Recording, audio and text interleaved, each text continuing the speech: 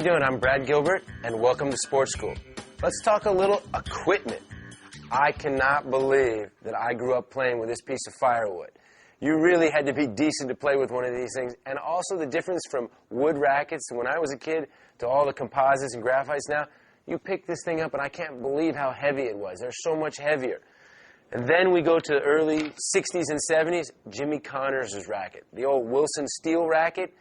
I cannot believe it. I don't even know how he played with this thing, but if he didn't play with it, it sure as makes a good weapon.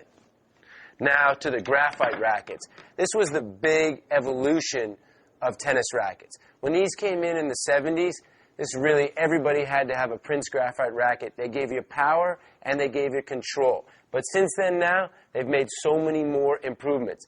The N Code is one of the newest, hottest rackets. I happen to play with this racket. It gives you power, control, and you really can feel the ball a lot longer on it. Go to a pro shop that has a demo program. Somewhere where you can try like 30 rackets. Some of you like heavy rackets. Some of you like lighter rackets. And don't let anybody talk you into anything. It's all by feel. It's what you like. Because you know what? Sometimes a racket is too stiff. It might not be good for your arm. If it's too light, like me, if I pick up one of these new light rackets, my arm hurts. Some people have the same problem with a heavy racket. Don't get talked into a heavy racket, you'll get tennis elbow. That's why I say process of elimination, try as many rackets as you can, and then all of a sudden pick the racket that's best for you. For me, make sure the racket feels comfortable, like when you swing it in the pro shop, then go out and test it out for a couple of days. You don't like it, don't get it. If you really love one, that's the one for you. A big thing for today's rackets is the grips. I can't believe I learned to play with this straight leather grip. You play with this, nothing but blisters. The only thing you want for your leather grip is so you can have something to put over it now. Because all these over grips, they really conform to your hand like a glove. They make it a lot easier to swing the racket. They're really nice to play with.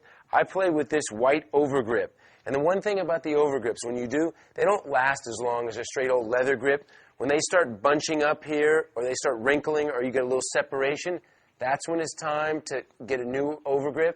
Because if you don't, and you just play with it until it goes down to the bone, you'll get a blister. You get a blister on your hand, tough to play. So remember, when the grip gets a little worn down, or you get separation, that's the time to switch to an overgrip. The next thing is the grip size. It's incredibly important that the grip fits. You don't want the grip too big or too small. I have a pretty good size hand, so I play with a 4 5/8. You don't want too much separation between the palm of your hand and your fingers. I always say you want about a finger separation. So most guys, if you have a decent sized hand, play with about a 4 1/2 to 4 5/8. Most ladies that have a smaller hand play with about a 4 1/4 to 4 3/8. But just like trying rackets, try out the grip size, what feels most comfortable for you. If you have a comfortable grip size, you're on your way to playing better tennis. Now, moving on to the strings, I feel like over the last 20 years, this has been the biggest advancement in the game. When I was a kid, there was two choices, old catgut or lousy nylon. Now there's so many incredible synthetic strings. The hottest string on the tour is the big banger string made by Luxilon. It gives you power and control. A lot of guys do, I've copied, a lot of the pros now on the tour, they play half gut, which gives you a little more control, and half Luxilon. There's so many of these other strings as well that give you great control and power. Once again, try out as many strings as possible. One might be too fast for you. One might not be fast enough.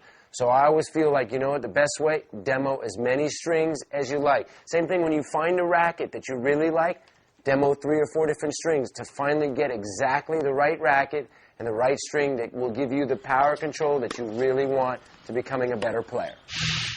Moving on to the tennis balls. There's lots of tennis balls in the pro shop. I always choose to go for extra duty ball. First of all, I think you got more control. It doesn't fly as far, and it will last a lot longer. You'll get at least 2 or 3 match plays out of it.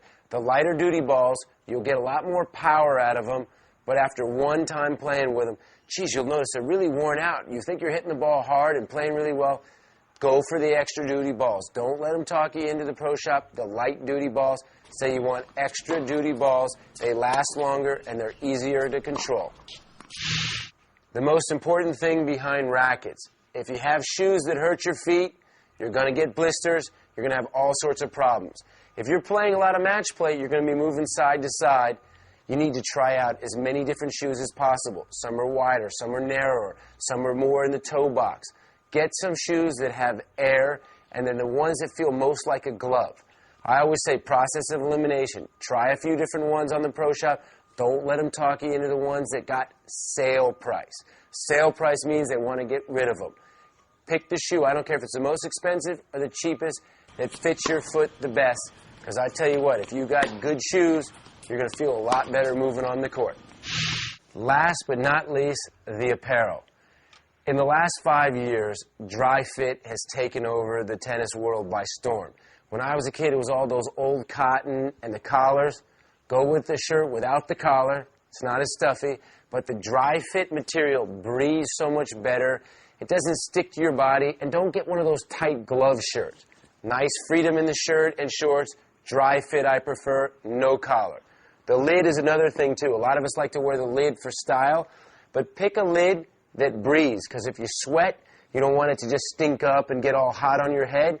You want one that breathes and it's easy to move around in. Have fun with the apparel, and you're halfway to a better tennis game.